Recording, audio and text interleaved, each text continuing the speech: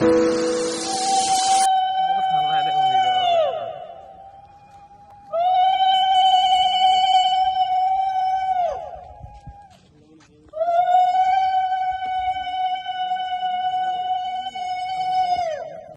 5 June আন্তৰ্জাতিক বিশ্ব পৰিৱেশ দিৱসৰ সকলোলৈকে শুভেচ্ছা জ্ঞাপন কৰিলোঁ। লগতে সদৌ অসম ঠেঙাল কছাৰী সংগঠনৰ ডিব্ৰুগড় জিলা সমিতিৰ উদ্যোগত যি বৃক্ষৰোপণৰ কাৰ্যসূচী হাতত ল'লে তাৰ বাবে বিষয়ববীয়াসকলক এই ভিডিঅ'টোৰ জৰিয়তে ধন্যবাদ জ্ঞাপন কৰিলোঁ।